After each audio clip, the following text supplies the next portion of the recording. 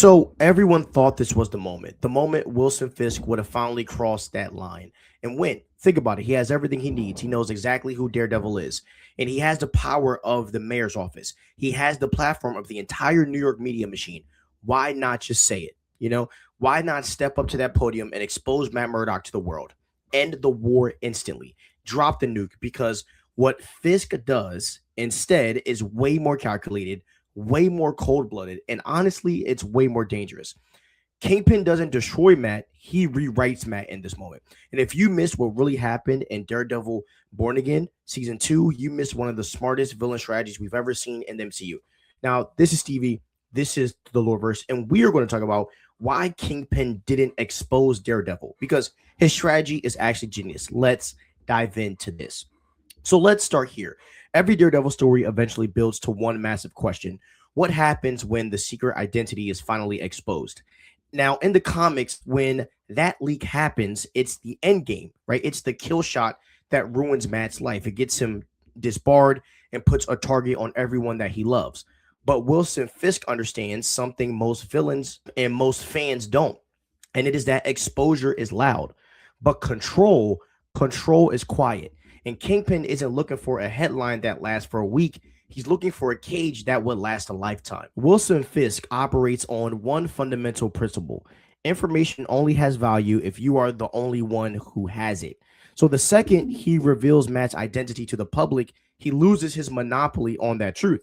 And it becomes now public property. And it becomes chaos. And it becomes unpredictable. And if there's one thing Wilson Fisk cannot stand, it's an unpredictable variable. So by keeping this secret, he keeps the leash.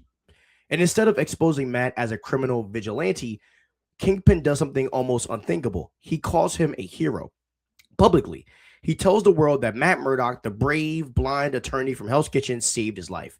And on the surface, and to the citizens of New York, that sounds like ultimate praise. It looks like growth. But make no mistake, this is not a compliment. It's actually a trap.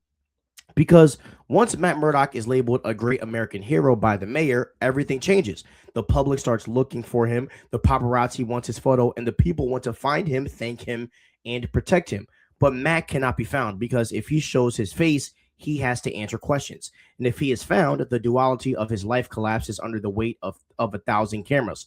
So now Matt Murdock, the man, cannot exist publicly without being a target of affection that is just as restrictive as a prison cell.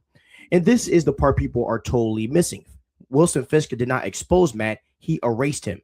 So now Matt can no longer walk the streets of Hell's Kitchen. He can no longer go to the office. He cannot be seen in a courtroom. He cannot live his normal life because the entire world is watching, waiting, and looking for their quote-unquote missing hero. And Kingpin has effectively exiled Matt Murdock from his own life without ever firing a single shot of a gun. And this is where the lore gets even darker. Kingpin didn't just elevate Matt, he simultaneously weaponizes the image of Daredevil. Because by painting Matt as a saint who has suddenly disappeared, Kingpin starts pushing a specific narrative that Matt Murdock has been taken, that he is missing, abducted, or even worse. And who does he point the finger at? The devil of Hell's Kitchen. So think about how psychologically twisted that is. To the public, Matt Murdock is the helpless blind hero who saved the mayor. And Daredevil is now the shadowy, violent figure that took him. And that flips the entire narrative on its head. So now Daredevil isn't the one protecting the city from the shadows. He's now the threat that the city needs to be protected from.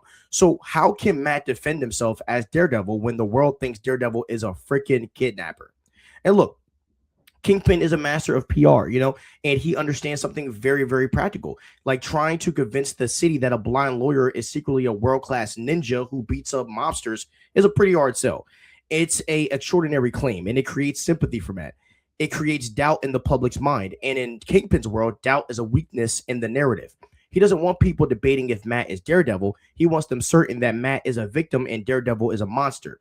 And if Kingpin exposed Matt, he loses control of how people also react. Because some people would cheer for Daredevil, some will call him a legend, and the Punisher fans will come out of the woodwork, right? It creates a divide, but by controlling the story and keeping the identity secret, Kingpin ensures there is only one version of the truth, and it's Kingpin's version. Also, keeping the secret gives Kingpin something even more valuable than public approval. It's absolute leverage, because the secret is still between them. Kingpin can threaten Matt privately in ways He couldn't if the world knew. He can target Karen. He can dismantle Matt's entire support system in the shadows.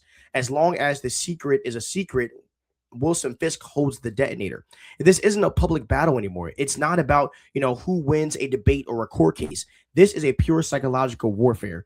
Kingpin isn't trying to defeat Daredevil in a rooftop fist fight. He's trying to break the spirit of Matt Murdock until there's nothing left but a hollow shell. But we have to look at the lore of their relationship because there is another layer here, and it's deeply personal because you got to think about it. Matt saved Kingpin's life, and in his own warped Kingpin way, Fisk acknowledges that debt. And in Kingpin's mind, repaying Matt by giving him the status of a hero, even if that status is exactly what ends up strangling him, metaphorically, or even in real life. So to Kingpin, simply exposing Matt is too easy. It's a coward's move. Wilson Fisk doesn't want a win handed to him by a news report. He wants to dominate Matt. He wants Matt to look him in the eye and realize that Wilson Fisk owns his past, his present, and his future. He wants to win physically, mentally, and spiritually. And so he wants to prove that even with the advantage of being a hero, even with the secret still technically safe, Matt Murdock still cannot stop Kingpin. He wants Matt to watch as, Fisk rebuilds the city in his own image. He wants Matt to be powerless to do anything about it because he's too busy being the missing hero.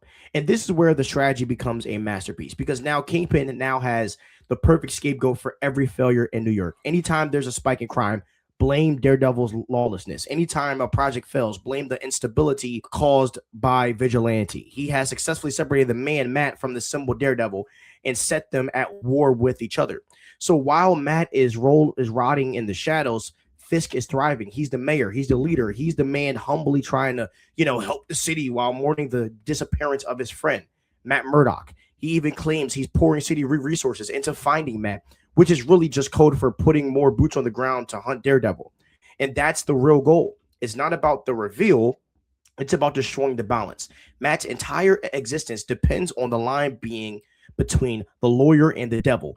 And Wilson Fisk has blurred that line until it's gone.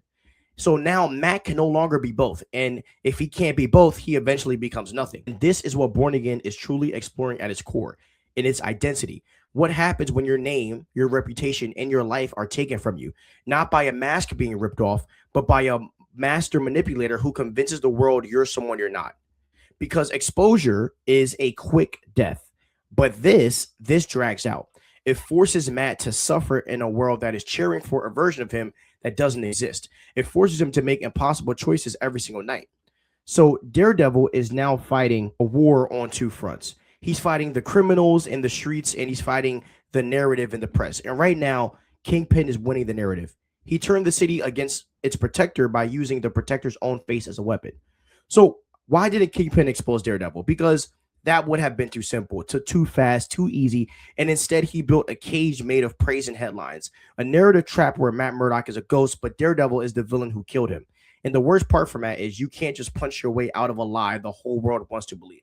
So I hope you guys enjoyed this video breaking down why Kingpin chose not to expose Daredevil, because that was a question that I had after I finished the episode. And I was like, let me get into some comics. Let me research. Let me do a deep dive into Kingpin's psyche and how, because we all know Kingpin is always playing chess, not checkers. He's a really great manipulator. So hope you guys enjoyed this video. Please like, subscribe, and ring the notification bell. And I cannot wait for the Daredevil episode tonight. I'll see you guys in the next one. Peace out.